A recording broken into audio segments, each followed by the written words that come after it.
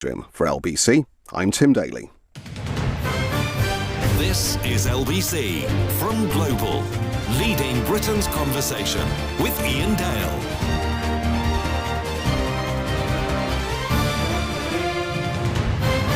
Hello, a very good evening. It's 8:03 on LBC. It's Iain Dale here with you until 10. We're streaming this hour on Global Player if you'd like to watch us. And that's because we have the very glamorous Amanda Prowse with us, best-selling author, good friend of the programme. I don't know how many times you've been on since I started this programme, Amanda, but it must be quite a lot.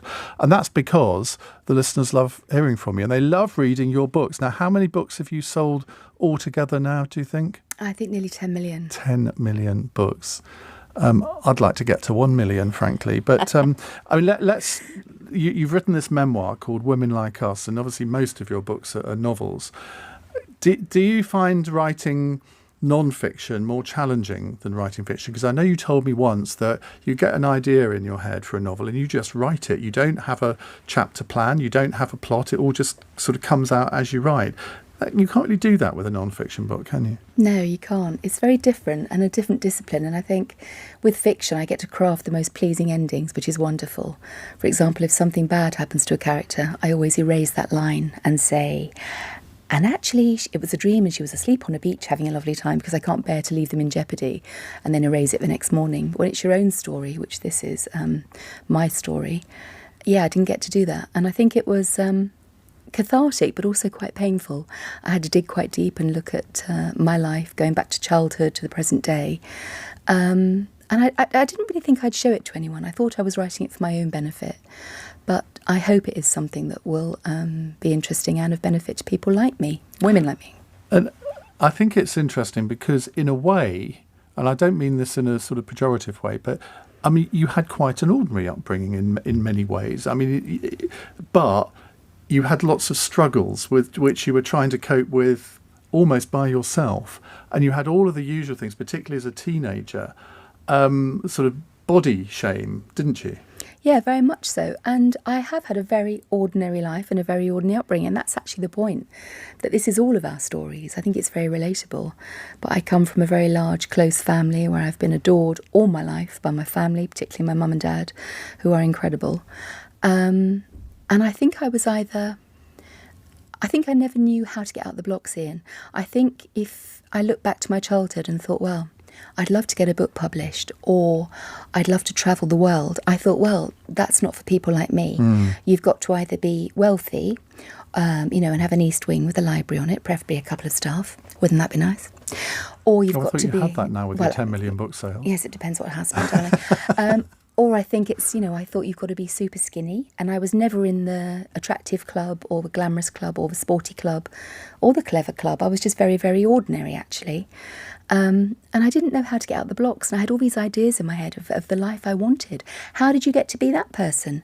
How did you get to have that house and drive that car and have a wonderful relationship and look great and be healthy? How did you get to do that when you're someone like me? I didn't know how it was possible. And I think it put a lot of pressure on me, as it does on lots of us, particularly now. Life is hard for an awful lot of people. I mean, that's an interesting thing, because what was I doing the other day?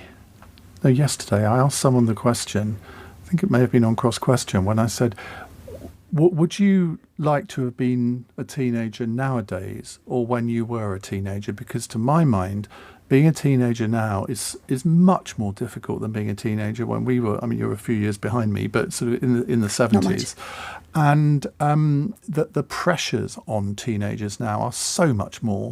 Whether it's to do with how you look or what you want to do later in life, the whole thing about having an ordinary life seems to have been chucked out the window. Everyone expects to have an extraordinary life. I think that's really true. I think not only is there pressure from this sort of, instant gratification, life and success and currency is measured in likes and ticks and comments and approval on social media. So I think particularly things should be instant. And of course it isn't. You have to work hard for things, and things come slowly. It's about deferred gratification, which is how we were taught, really. So I think that's very hard when you think, well, I want to just be a pop star, I want to be a footballer, and it doesn't happen today. I think that's tough. But also, In our age, I mean, I used to work for a big taxi company in London for years, as you know, because you've read my book. Well, I've actually got halfway through. I haven't finished it yet. I just want to tell you that before we go on. I'll give you some spoilers as we go along in. But I knew I had a very average wage. I knew with that average wage I'd be able to get a mortgage. With that mortgage, I'd be able to provide somewhere for myself to live, whether it was rent or buying or whatever. Now, that is so beyond the reach of people. I know my sons are 25 and 26. Nearly all their friends are in shared occupancy, in HMO, and they're saying, how do we have a relationship? How do we start a family? How do we get married or live with someone or have kids? How do we do it when I'm in a room and I'm working? But that's my boundary. And it's like, gosh, it is so much harder. And that's before we even get to the cost of living. And try talking to young nurses at the moment who are trying to make ends meet. It's not easy. What was the most difficult part of growing up for you? Feeling like I didn't fit in. I was born with a congenital defect in my pelvis that meant I had 12 or 13 operations between the ages of 12 and 20. So I spent it probably years, actually, if I totted it all up, just lying in a hospital bed looking at a ceiling in a gown while everyone was at school discos snogging boys called Dean and Darren. Yourself included, no doubt. And I wasn't one of the... I wasn't one of those girls. I wasn't one of those people. And I thought, and I still sometimes feel, actually, that the world was having a party to which I wasn't invited. And it was a horrible feeling, Ian. I wasn't... I wasn't good enough. I wasn't part of that. And I didn't know how to be. I didn't know how to change that. We moved around a lot as well, and I always moved with great energy and enthusiasm, a chance to, shed new skin and start over. But actually, that kind of rootlessness, I think that affected me. And I've only really understood that as I've got older, that now I'm a real home bird. I don't even want to travel. I just want to be at home on the sofa, telly and a cup of tea, and I'm happy. So I think that was the hardest thing, not knowing how to fit in and feeling like I didn't. When did your issues with weight start? I think probably always is the truthful answer.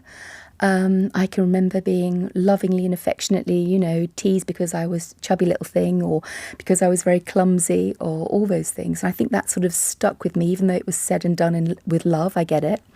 When I was a teenager and I first moved into central London, I kind of stopped eating. I lived off white wine spritzers and the odd bit of toast. My weight plummeted and I was skinny. I wasn't eating enough. I was malnourished. But I loved that feeling. I'm ashamed to say, I flirted with anorexia. I liked the feeling of being empty. I liked the feeling of being thin. And that's how I lived for a number of years. And then when I got pregnant, I think I was 28 when I had Joshie. And it was the first time I'd allowed myself to eat, not maybe excessively, but eat properly, I would say. And my weight ballooned. My body wasn't used to it. And I put on about 3 stone when I was pregnant, which is incredibly, not good for me, not good for the baby, not good for anyone. I thought I'd lose it, and I did. And then I think I found life challenging as I've got older. I've always been slightly obsessed with food. I think about it every second of every day. I plan what I'm going to eat. I plan what I'm going to shop for, ordering quantities of food, online. Could never walk into the kitchen without snaffling a piece of cheese or a bit of cake. Funny, every time I go in the bathroom, I don't have a shower. And yet every time I went in the kitchen, I was just obsessed with food, to the point where a couple of years ago, my weight hit 21 point something stone, I don't know, but I was morbidly obese. When was that? 2.5 years ago. I'm now down to 15. I'm still fat, but I'm not morbidly obese in the way that I was, because I couldn't really walk before. I have read that bit of the book, and I think that a lot of people, whether they're male or female, will really understand what you went through then, because it's what I think a lot of people go through. I mean, I've actually, I think 19 was the highest I ever got to. But you talk about not wanting to go out. You talk about not wanting to. I think your husband wanted to go on holiday, and you think, well, I can't possibly be seen on holiday, sort of in this state. And I think people take encouragement from the fact that you have managed to address it. But is it something that can only ever be temporary? I mean, I lost 1.5 stone in the summer when I had COVID, and I vowed that I wasn't going to put it back on again. And I'm now at the stage where I don't weigh myself because I'm sure that I've put most of it back on again. Yeah, I think you're right. It's certainly the hardest thing I've ever done. And I think it always will be. I don't think I will magically hit a number on the scales, whatever that number is, and I'll be fixed or cured. This is my addiction. And unlike if your addiction is alcohol or if it's any other drug, your success is measured in days of abstinence, sobriety, which it should be. It's an incredible achievement. When your addiction is food, it's very, very hard to do that because literally you have to be around it, you have to touch it, buy it, consume it just to live. And that makes it very tricky. So I honestly think it's a battle that I will have my whole life, but I don't think of it as a battle anymore. And I think it's something that my key to my success, if you will, and ongoing success, is that I've managed to relegate it to just like many other aspects of my life. I'm not so obsessed with it. But if you have an addictive personality, there's got to be something for you to be addicted to. And I suspect that if it isn't alcohol, it isn't food, it's kind of now your writing, isn't it? Absolutely. Because you're very right. disciplined in your... I mean, you describe your working day when you're writing a book, and you're a bit like Jeffrey Archer. In fact, I mentioned you to him when I interviewed him on the Book Club podcast a couple of weeks ago. Thank you. You should have a listen. And he knew exactly who you were. Is that right? Has the writing taken over some of your other addictions? Yes, it is an obsession for me. And I've always said if no one bought my books, I'd still do it. So today, for example, I've travelled from North Devon. I think I wrote for 4 hours this morning. I wrote the entire train journey, another 5 hours. And already I feel slightly God, it must angsty. have been a slow train. But several slow trains today. Well, at least you got one. And I met some great people as well. It's good. It's great, actually. But I think I still feel like I want to get on with it. And real life and everything else I have to do is just prevents that. You know, when you're doing a project or a craft project, or you're decorating a room, or you're building something, and all you want to do is do that, and work and life gets in the way of that thing. That's exactly how I feel about my writing. It's all I want to do, and everything else is just frustrating, really. But you're absolutely right. It has become my obsession and my addiction. Well, lots more to talk to Amanda Prowse about, and we want to take some of your calls as well. If you want to talk to Amanda about addictions, about weight, about alcohol, about what it was like for you as a teenager growing up. And if you've read Amanda's book, we'd love to hear from you as well. 0345 6060 973. You're listening to LBC. It's 8:15. This is LBC.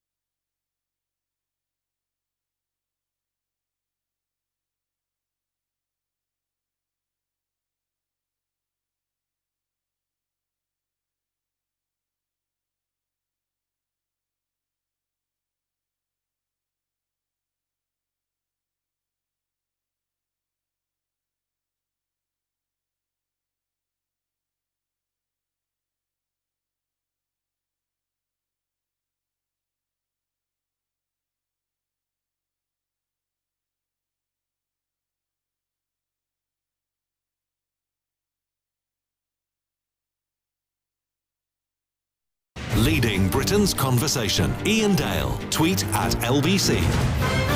It's 19 minutes past 8 on LBC. Amanda, in terms of how you publish your books now, you're publishing them, I think, only through Amazon, aren't you, rather than doing it through the conventional publishing route, which, I mean, when you decided to do that you must have thought, well, that's a hell of a risk. It was, but the trouble was a lot of traditional publishers couldn't keep up with me. I write very quickly. You do 4 books a year, don't you? Yeah, and they're very keen to do 1 book a year. And I'm thinking, well, what do I do with the rest of the time? Amazon can keep up with me in that way. And, during COVID and times like that when we were in lockdown, of course, you can't get to a bookshop. And it's just the convenience of being able to click and buy. For me, it's really worked out very well. But also, my books go down to 99p. Classics for your Kindle are free. So the cost of books can come down. And just like, a girl like me who grew up without a library in the East Wing, to be able to buy books, current books and past and present for 99p would have changed my life. It's if you can't get to a library, it's amazing. There's a lot of free reads and a lot of really discounted reads, and it made a big difference, yeah. And you, as a child, wanted to be a writer, and there aren't many people who have that ambition as a sort of 14-year-old and then go on to achieve it. Do you now... Have you got to that point in your life where you can almost relax and think, well, I've done what I set out to do? I never feel satisfied with my output. I always think I need to do the next one and the next one. So funny enough, I finished a book today and I've already in my head got the next one lined up that I'll start writing tomorrow. So I think that's just how I'm sort of, engineered in that sort of kind of slightly manic, I suppose. I've got to keep doing it. I do think I'm incredibly lucky. I think to be an author, to write books for my job, I didn't even know that was a job. My granddad was a docker, my dad worked in manufacturing, my mum was a hairdresser, my nan was a stay-at-home hypochondriac. I didn't know that, writing a book was a job. And I can remember reading one of the first books I read, which was a book called Mandy by Julie Andrews, chosen for obvious reasons from the library. And I'm thinking, who's done this? Who's put all these words together? And can I do that too? It really changed me when I was 14 and I read The Thornbirds by Colleen McCulloch. Have you read that book? I have read that. Absolutely. No, actually, I think I saw the TV series. Just as good. One of the rare situations where it was just as good. It had everything. It was unrequited love. It was the Australian desert. It was love and lust. And it was just another world. And I can remember nicking my mum's copy and reading it under the duvet thinking, if ever I could make someone feel the way this woman is making me feel, that would be the most amazing thing. And now when I get contacted by readers and they say, I took every step with this person, whether it's, Rosie or whoever it is, I can't tell you what that means to me. It's an incredible feeling. Reading a really good novel with a good plot and really interesting characters, I don't think you can beat it. My trouble is now, I generally only read non-fiction. I can't remember the last novel.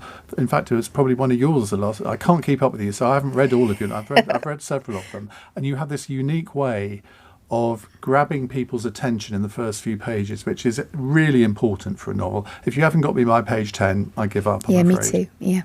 And the characters, authors often spend hours trying to develop the characters before they write a word. But I suspect you're not like that. It just, you do it as you go along. Yeah, because I can see them. So I know these women, I know these people, and I've created a world. I know what they eat and what they wear and where they go on holiday. So I really give you a snapshot. I give you part of their life as a story.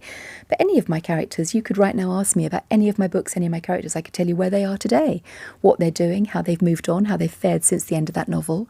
So I could write sequels or prequels for every one of them.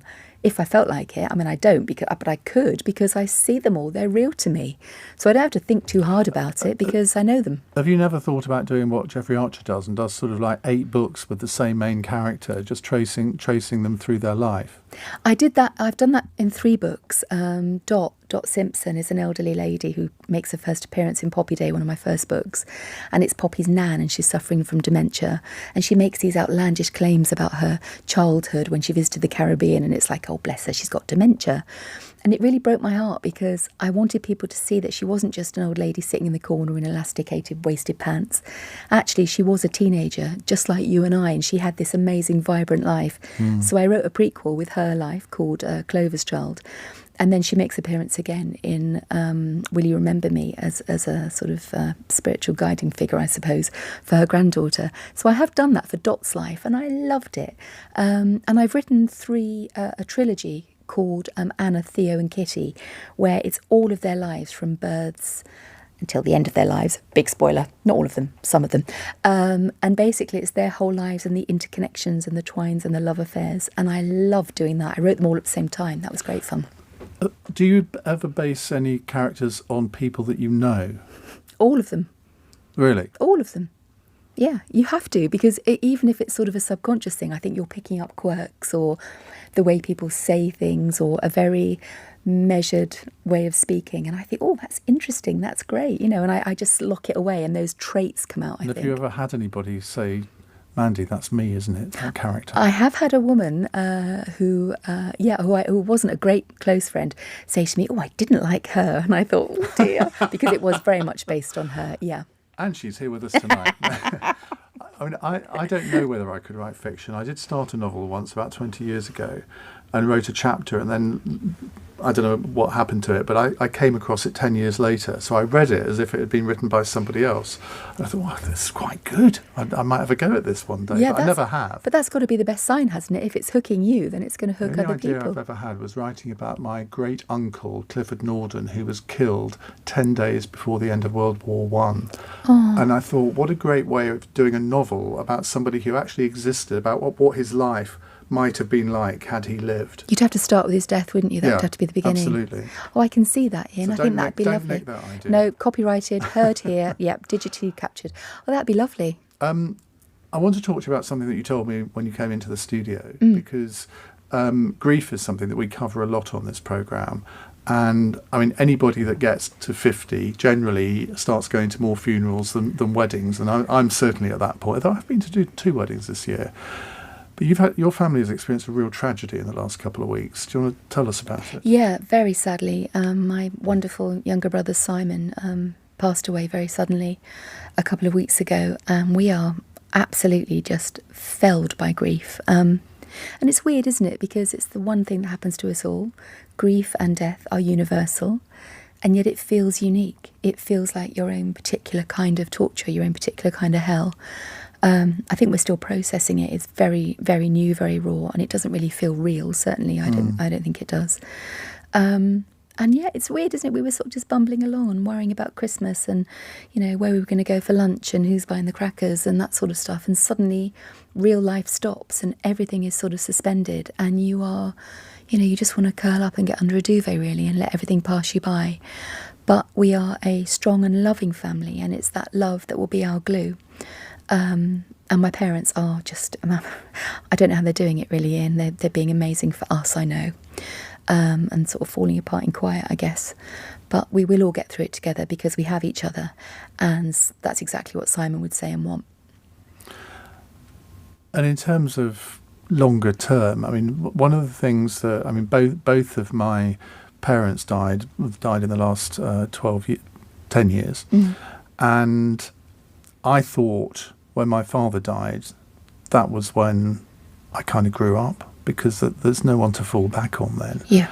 And I think it's if you have a close relationship with your parents, it's sort of the thing that you dread most. And one of my sisters said, we're orphans now, which was it's actually my dad was like lying there and she said it was sort of gallows humour, and I thought, we all laughed, but I thought, you're right. Absolutely right. I mean, even now, I have a wonderful husband.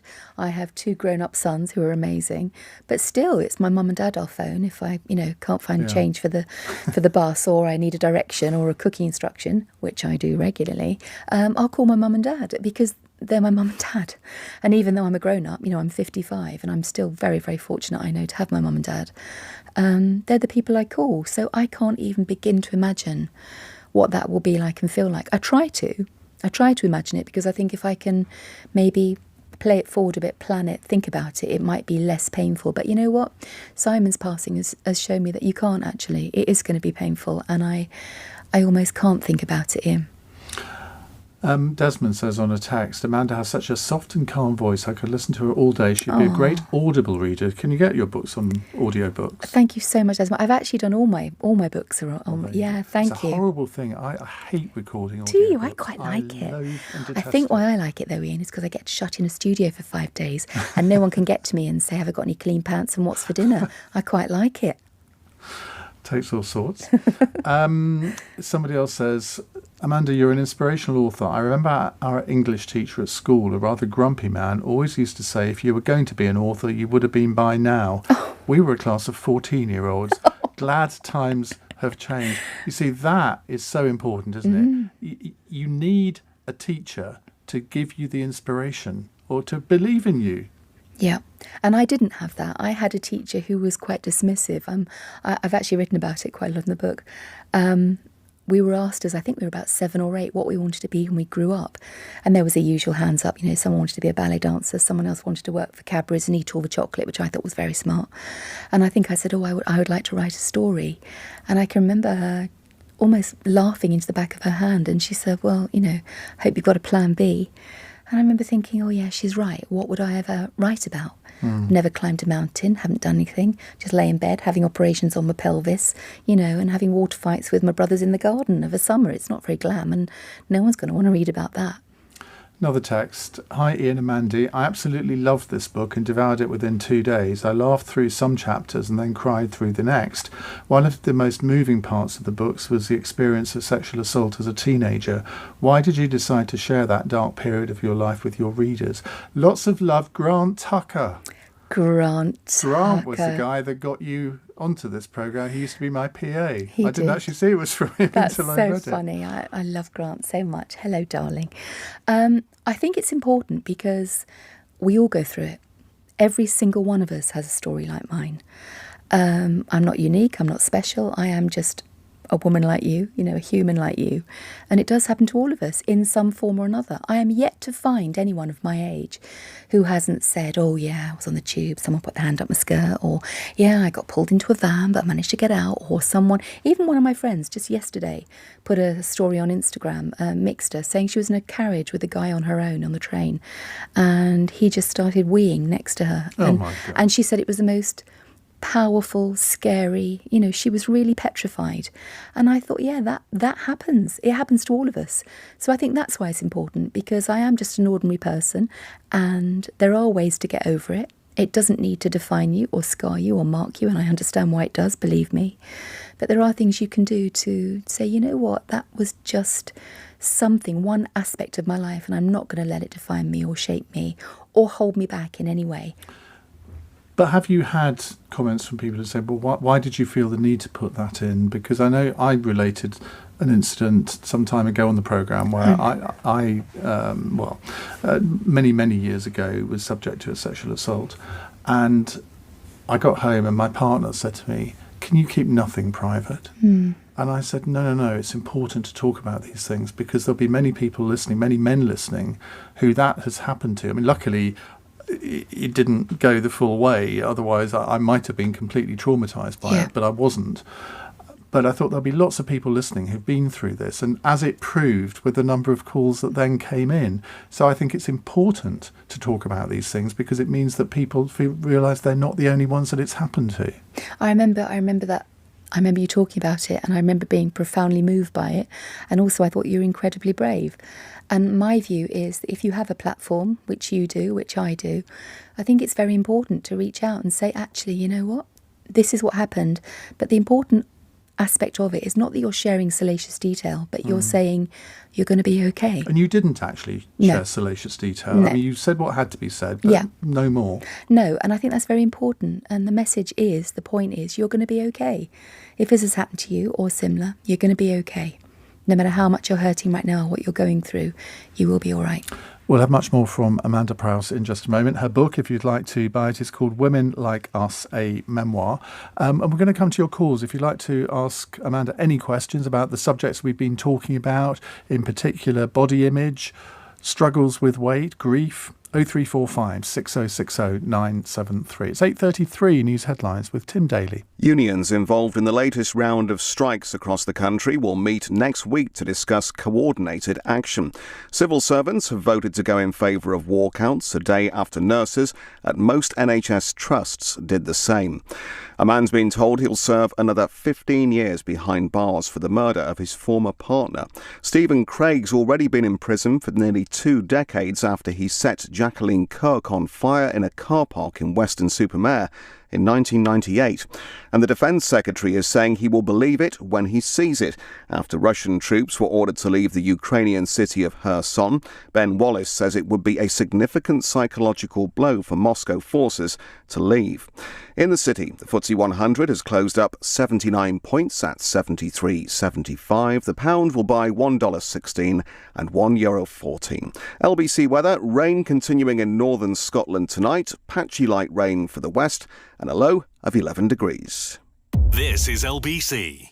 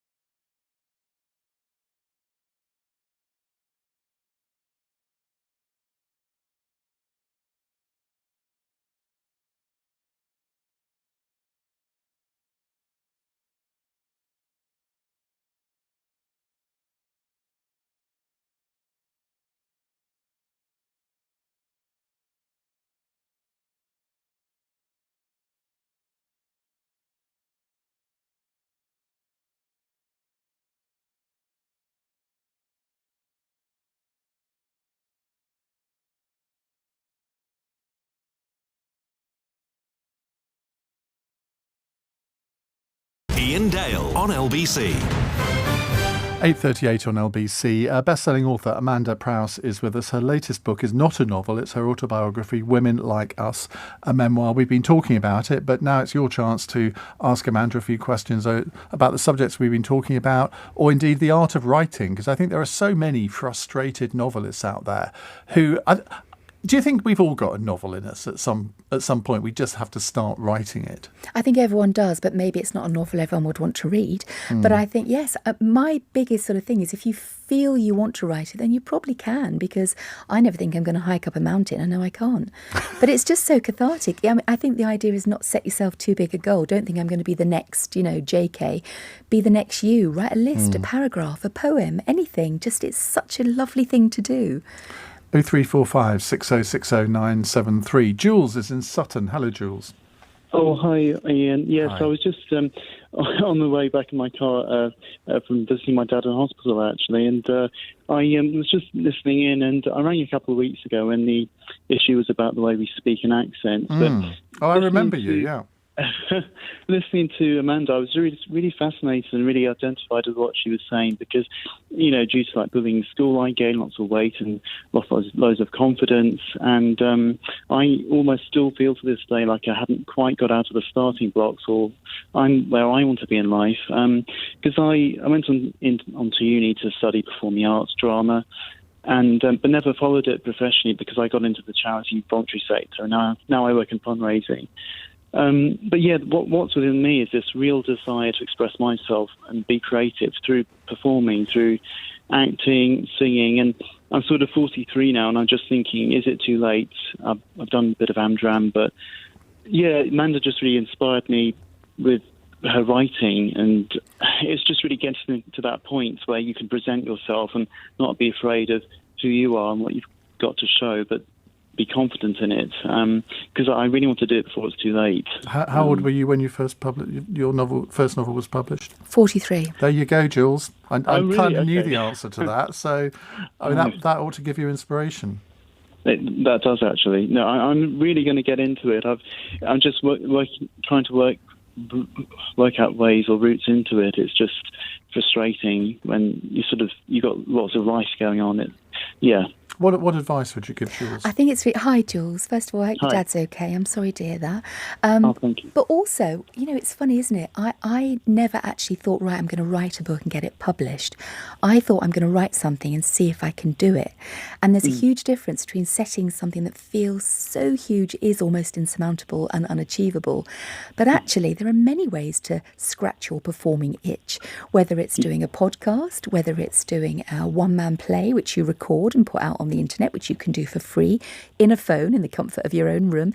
You don't need huge amounts of equipment. You don't need to belong to a large, expensive course or a sort of troupe of players. You can do something that actually gives you a satisfaction when you're performing and learning your craft as you go. So I think set yourself goals that are achievable, because actually if you do that, you're going to feel great. You're going to improve. You're going to get more confident. It's all about that confidence, isn't it? It is. That's great. That's really good advice, actually. And I had thought about doing some sort of podcast stuff, but I'm not tech savvy. But I think I'll need to be. That's a great thing. You don't need to be to do a podcast. All you need to have is a laptop, a microphone, and the people who sort of host the podcast, they guide you through uploading them. A friend of mine, I helped start a podcast not that long ago. And he's taken to it like a duck to water, and he's now advising other people on how to do podcasts. So it can't be that difficult, Jules. If I can do it and other people can do it, I'm sure you can turn your hand to it. Thank you very much indeed for your call, and good luck. 0345 6060 973 if you'd like to ask Amanda Prowse a question. Do you like all the things that go along with being a best-selling novelist, like doing things like this, for example, or you're on the Jeremy Vine show on Channel 5 quite regularly, and lots of other media things? Do you do that because, well, you know that if you do that, then, as people are proving on our text screen here, that they're going to buy the book if they've heard you and like you, or do you do it because you actually enjoy it? Both. And I think at first I was petrified of even speaking out at an event or a literary event or doing radio. Absolutely, just the thought horrified me. But it's really, there is nothing like connecting with the reader. There is nothing like having, and I think, if I could have spoken to Colleen McCulloch, who wrote The Thornbirds, or Thomas Hardy, or someone who, believe me, I'm not putting myself in their league, but to speak to someone who'd written a book that I loved, that would have meant the absolute world. And I love that connectivity. It's why I love social media. It's absolutely amazing. And I do have to really combat my nerves. Particularly for TV, because I'm very unconfident about the way I look and the way I sound. And Still? Yeah, I think I always will be, and to be honest. And I still also expect someone to, tap me on the shoulder and say, yeah, this isn't really your life, get out. I still expect that even now. That's basic imposter syndrome, It is, isn't it? yeah. Which I think most people suffer from. I think so, yeah. You have to be super confident or appear super confident for people to think that you don't suffer from it. But even some people who appear super confident suffer from it. I mean, I always think, I wonder if I'm going to be found out tomorrow. Yeah, I feel the same. I think you're right. I think it is just part of human nature, isn't it? That certainly everyone I know, even if they've achieved things that I think are incredible, they still think, oh, well, it's only that or it's just that. And yeah. Who do you like reading? Oh, any good story. Anyone and anything, it's a good story. Any genre. It could be young adult, it could be horror, it could be romance, anything. But like you, it has to grip me in those first few pages. Yeah, I read a lot of classics actually, because I don't think I had the confidence to do that when I was younger. I thought I wasn't clever enough. And I find them quite challenging sometimes, but I think I'm sort of trying to catch up on all the things I didn't read. And was there a writer in your youth you thought, I want to be able to write like him or her? Judy Blume. Definitely Judy Blume. She's an author that wrote a lot of children's books. And I'm trying to remember who wrote Carrie's War. Nina Borden. I think she was someone I really aspired to do. And then when I got to my teens, it was much more people like Jilly Cooper and Joanna Trollope, Maeve Binchy, Catherine Cookson, all those sort of classic novels, your mum might read on holiday and you'd find, I haven't read any of those. Oh, and you've never read Maeve Binchy? No. Iain, you would love her writing. I was more into James Herbert. Okay, very different. Very sort of horror. But I know that you love a good character, and I know that you love a good story. And Maeve Binchy is the mistress of it. She's amazing. You know, the current day novelist, who's a sort of celebrity novelist, who I really enjoy reading her books, is Fern Britton. She's amazing. Do you know what? I read her first book reluctantly. Someone gave it to me, and I thought, someone's put another celebrity has written a book. What's this going to be like? Or has she really written so it herself? Good. Well, of She's course she great. has. Yeah, I love her books. I love the way she writes. I love her characters. She reminds me a lot of Lucinda Riley, who I also love, the Seven Sisters books. She's amazing. Yeah, Fern's great writer. 0345 6060 973 if you'd like to talk to Amanda Prowse. Her memoir is called Women Like Us. It's 8:46. LBC, Nick Ferrari at breakfast. David Lloyd, who's the Police and Crime Commissioner for Hertfordshire, who joins me now. How would you characterise the behaviour afforded to Charlotte Lynch? We do agree the arrest shouldn't have happened, don't we? Yeah. Therefore, an apology to Charlotte Lynch. Hold on, is Nick. Hold on. appropriate. I know that you've brought me on this morning to be the sacrificial lamb. That's one Not of in the slightest. one of the reasons that I'm here. You have no idea of my thinking about this interview, but do go ahead. If I was commissioner of a police force that had been lambasted by everyone up to including the Prime Minister, I wouldn't be laughing the next morning. Are you going to apologise? I don't know whether or not she should have been, but to me it seems as if she shouldn't have been. And for that, I apologise. Nick Ferrari at breakfast. Back tomorrow morning from 7. Listen on your radio and on Global Player. LBC.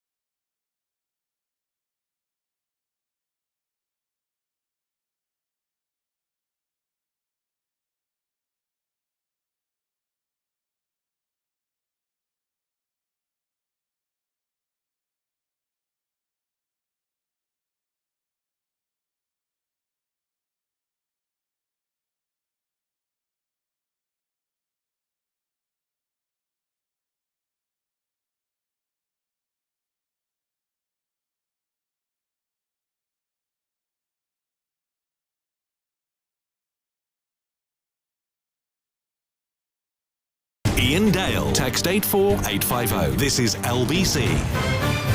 It's 10 to 9. We're going to be talking about reality TV after 9 o'clock. I don't know how many of you saw Matt Hancock going into the jungle last night, but I was slightly appalled by some of the things that happened. And we'll be talking about that after 9. I want to know whether you think that reality TV has just become too cruel. It's almost like people who used to go and watch people being hanged. It's sort of bringing back the lynch mob of the 19th century, I think, and I want to get your views on that after 9. In the meantime, we're talking to Amanda Prowse, best-selling author. Her memoir, Women Like Us, is out now. Would you do reality TV? I think you'd be hilarious in some of them. I think I'd be hilarious, particularly if it involved cooking, because I can't do any of that. How would you like your beans on toast, sir? Yeah, I think it'd be good. I think it'd be interesting, because I like to get to chat to people up front and close, and one of my friends did I'm a Celebrity in 2016, and I went out as her person. Yeah, the one that meets you off the bridge and does all that. Who was that? Carol Vorderman. Oh, right. Yeah, so I went out and did that. So to see it up close, it was quite fascinating. Did you get to stay in the Versace hotel? I did. Yeah, Oh, not all God. that in, to be honest. Yeah, but actually they've changed the hotels. They can't afford it anymore. Is that Because they right? pay Matt Hancock $400,000. You see, they've got That'll to be my economise bar somewhere. bills come in. That's what it is. They've had to. Yeah, no, it was Right, experience. let's take a couple of texts. This one says, really loving listening to Amanda. What a compassionate and totally relatable woman. Now, that's a good word, isn't it, relatable? Because you kind of need, when you're writing a novel, you've got to make it relatable to quite a wide group of people. Otherwise, they're not going to quite get it, I suppose. Judy and Nina say, I'm really enjoying this inspiring conversation. I wrote something simple the other day and was overwhelmed by the response of kindness when I put it out there. We need things like this. Love is a mutual thing. Love is us, you and yours, ours and ours. Ours, O-U-R-S, and ours, H-O-U-R-S, just us. Thank you for reminding me, says Judy B. That's and beautiful. Nina. I like that a lot. And Anne says, I was born in 1941 and I've lived many lives home and abroad. I should write my life story, but where to start? Also, I don't want to waste time writing as I've been a typist, so I don't feel like sitting typing, wasting some of the time that I have left. But I feel guilty that I haven't put my life on record. How do I solve this dilemma? Anne, I'd love to read your story. I really would. Just the tone of it, just writing that small thing. You're a writer. Talk it, speak it. Why don't you speak it into a little, was it called a dictaphone? What's that called? Yeah. You can do that, can't you? And that's easy. You can do that while you're out having fun and doing other stuff. I just think sit down in front of a computer and, well, or you could write it longhand, I suppose. I Yep. suppose some people still do. And just write a couple of paragraphs or write a couple of pages and you will know whether it's any good. Yeah, absolutely. And then if it is any good, write another couple of pages. And then the next day, write another couple. You won't be able to write them as quickly as Amanda because she does churn. You are the sort of Barbara Cartland in Aujourd, aren't you? In terms of churning out. I lay on a chaise longue with someone peels me a grape. I rattle off a couple of words and then I just, yeah, that's it. Joanne in Derby says, has the internet made it easier or harder to get a story published? That's a good question. For me, it's made it easier because I think one of the first things when I started was getting feedback on my work because I didn't know if I was any good. I didn't know if I could do it. I just thought I could. And it's amazing how when that first ebook came out, which was Poppy Day, 10 years ago this year, the amount of people that get in touch with you and say, oh, I think this, or oh, I think that, or I didn't like that, or I love this. And it can shape the way you write. And also there are so many platforms like WordPress, like Substack, and many others where you can put your work up for free. So you can write and publish yourself for free. And if people like it, they will pay for your work. And it will bring you to the attention of people who are looking for good writers, who are looking for someone to read. You know, that's the thing. The writing community is a very supportive one because no one reads one book. If you're a reader, you read all the books. So the more we help each other, support each other and share each other's work, it's amazing. And that's the thing. If you like one book that somebody's written, you're probably then going to buy another one and then another one. And I suspect that's what happens with you. They read one and then want to buy... How many have you done so far? I think about 30, yeah. I know. My readers are, honestly, Ian, they are, I'm sure every author says it, but my readers are incredibly special. They're my friends, you know. They support me, they send me messages, they ask, they check in, they see how I am. I feel like they know me and I feel like they care about me and I certainly care about them. Another one from James in Surrey who says, I want to read one of Amanda's books. Which one would she recommend to start with? Oh, I'd start with one set in Epsom, which is called The Day She Came Back. What's that about? It's about a young girl who lives with her grandmother in Epsom, who, on the day of her grandmother's funeral, her mother, who died when she was a child, comes back, and she isn't dead at all, and she's been living this complete lie, and it's how her life unravels, how she gets to grips with all that she's been told, and the amazing adventure of where her life takes her. It's fab. I don't want to give too many spoilers, but she ends up having a life abroad, and it's pretty wonderful. Oh, you see, I'm going to read that now. The one that I most remember of yours, and now I can't remember the title, but it was about domestic violence. That's called What Have I Done? That's the one. I mean, gripping. I think I literally read that in 2 sittings. Which, I mean, your books are not short, are they? But no. I couldn't put it down. Thank you, Ian. And here's one from Esther, who says, is it wrong to think you can write about a very loved one after their death? My daughter died suddenly, age 42. 10 years ago, I would love to have let people know what an amazing person... Sorry, that 10 years ago, I would have loved to let people know what an amazing person she was. Why would it be wrong to want to write about someone after their death? I think it'd be a wonderful thing. I'm writing about Simon all the time. I wrote a poem for his funeral, and I will continue to write about him. Not only is that how I'm processing what's happened, but it's how I remember little bits of him. I think it's a wonderful thing. I think do it. I think you'd find it probably very useful and helpful. The last time you came to see us was when you'd written a book with your son Josh. Remind us of the title. It's called The Boy Between. And a lot of people were profoundly moved by that, particularly his story, but also your reaction as his mother. How's he doing now? He's doing good. Good days and bad days, just like all of us. But Josh suffers with severe depression, which sometimes means he leads a horizontal life. But the future's looking bright for Josh, because actually, and I think the whole message of the book is, it's his story and mine about when depression comes to live in our house, how just totally debilitating it is, that Josh leads a good life, a happy life some days. So getting a diagnosis of severe depression, it's tough, but it's not the end of the world. It doesn't have to be. There are coping strategies, and there are ways things you can do. And I love the hope that's in that book, and the message that, again, I've said it before, you're going to be all right. Final text from Zach in Stoke, who says, when you finish a new book, how tough is the time when you have to wait for the publisher's feedback on what you've written to come through? Zach, that's a great question. Do you know, it's really funny. I'm so sort of in tune now with, I've got an editor in the States and one in the UK, and they kind of both get the book at the same time. In fact, I'll send one off tonight when I get home. They will very quickly come back with their first thoughts, which are pretty much always identical. And so it's fairly speedy for me. But also, don't forget, Zach, that by that stage I'm already into my next novel, and actually my attention on the first one's kind of waned a bit. So you don't have what I have. When I remember when I wrote my book, Why Can't We All Just Get Along? That book. That was the first proper book that I'd done. I'd edited a lot of books, but that was the first one I'd actually written. And I sent it off to the publisher and didn't get any reaction for 3 weeks. Oh no, that would be horrendous. And the whole time I'm thinking, they hate it. They're going to tell me to start again. I'm a terrible writer. Why did I do this? Why have I spent the last 6 months writing this? Ian, that's too long, I would say. No, I don't do that. I'm so busy on the next one and thinking about what comes after that my brain doesn't let me doubt it. But Zach, I am very impatient, I should say, to get it back. So when it does, it's always joyous. And Eileen in Kent says, please tell Amanda that Clover's Girl and £10 Ticket was my first. It's amazing for a first read. Oh, thank you so much. That means the world. Well, thank you, it's been an absolute pleasure, Amanda. Thank you for joining us. If you'd like to buy Amanda's book, it's called Women Like Us, a memoir, and it's published on Amazon. It is. So presumably not in bookshops. Yes, it is. It is in All bookshops will order it for you if they haven't got it in yet. Wherever you get your books, they'll order it. Fantastic stuff. Now, in the next hour, we're going to turn our attention to reality TV. I'm going to put my contention is that it's become far too cruel.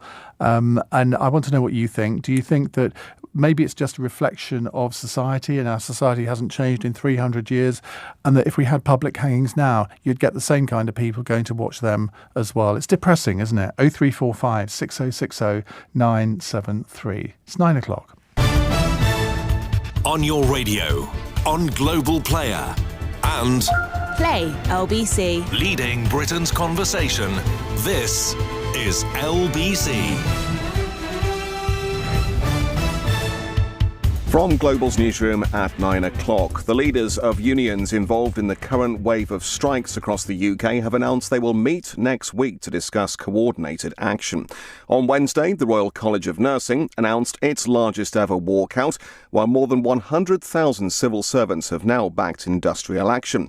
Mark Sawatka is the General Secretary of the PCS union and has been speaking to LBC. The government's got a week to agree to talk and put money on the table, or unfortunately we will commence alongside colleagues in health, education, transport and all those others who are having to take strike action to do so, because if we don't, people cannot feed their families and they cannot afford to heat their home. Workers at universities, on the railways and also Royal Mail are involved in disputes over pay, jobs and conditions already.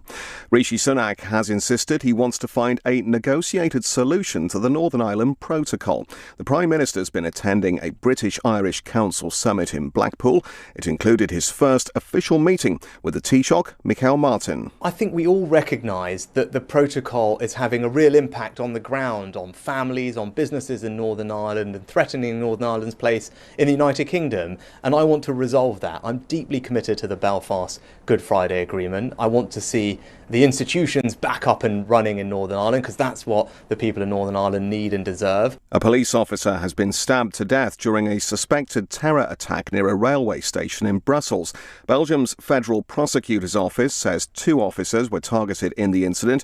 A judicial official has told the Associated Press there was a suspicion of a terror attack. Local media are saying that the attacker was shot. Ukraine's president says troops need to be cautious about the retreat of Russian forces from the city of Kherson. In a phone call with Rishi Sunak this morning, Volodymyr Zelensky did agree the Kremlin's withdrawal represented progress, but Yuri Sak, who's an advisor to Ukraine's Ministry of Defence, has told LBC the country remains open to a negotiated peace. Negotiations have to be done based on the UN Charter and respect for those norms of international law. The Russian troops have to withdraw. Reparations must be paid. So, we have our conditions and they are very sensible. We can negotiate if that is something that can be, how should I put it, taken in by the enemy. In the city, the FTSE 100 has closed up 79 points at 73.75. The pound buys $1.16 and €1.14. LBC weather. Rain continuing in northern Scotland tonight and patchy light rain for the west with a low of 11. And then rain in the far northwest will move into Scotland and Northern Ireland tomorrow, although it will be drier in the south with highs of 17 degrees. From Global's newsroom for LBC, I'm Tim Daly. This is LBC from Global, leading Britain's conversation with Iain Dale.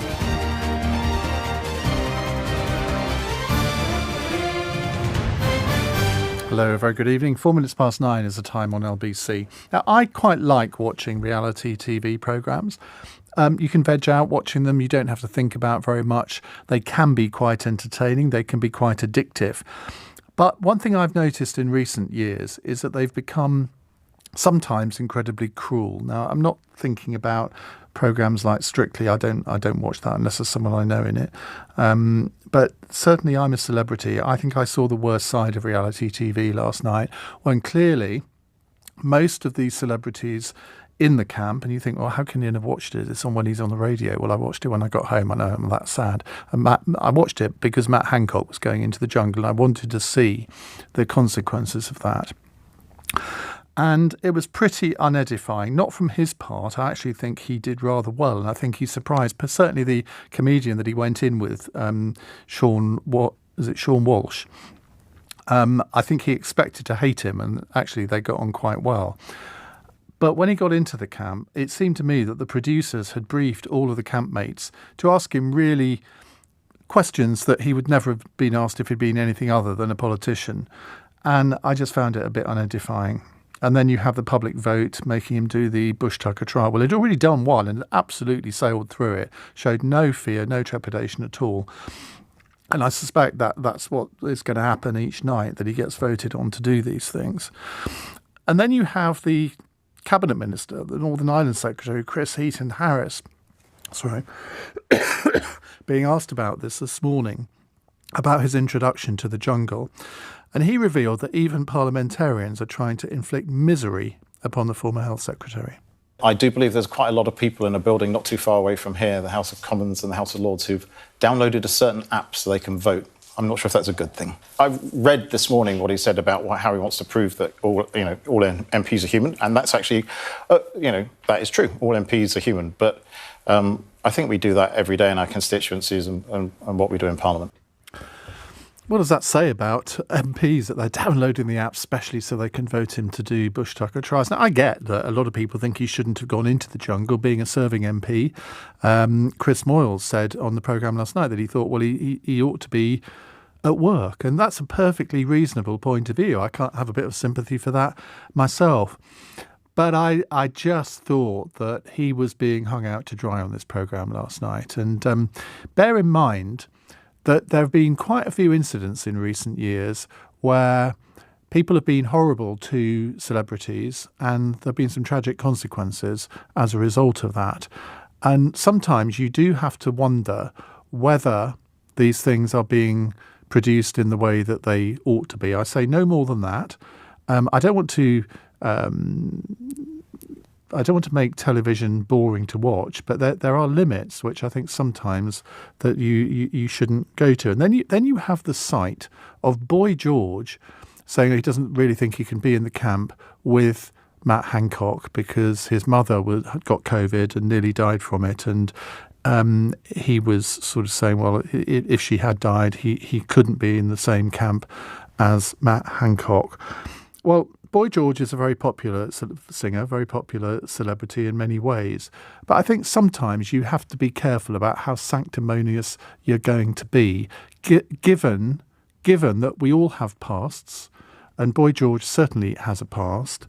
And for him to lecture Matt Hancock on sort of ethics when he was sent to prison for 15 months for falsely imprisoning a male escort, well, I'm sorry. Look in the mirror, mate, before you dish it out to other people. But do you think that we are in danger of going back to the days of the public lynch mob, where you would have public hangings, where hundreds and thousands of people would gather to watch somebody being hung? Now, I suspect if we had public hangings now, you would get exactly the same. You would get people who were quite happy to go along and cheer on the hangman. And that's the mentality that I think we've got. And social media emphasises this in a way. Do you think reality TV has become too cruel? There's another story today about David Williams, who has sort of become a pseudo-national treasure. And a transcript has been leaked of some comments he made during a recording of Britain's Got Talents about the things that he said so supposedly off mic about some of the contestants, things that I can't repeat on the radio.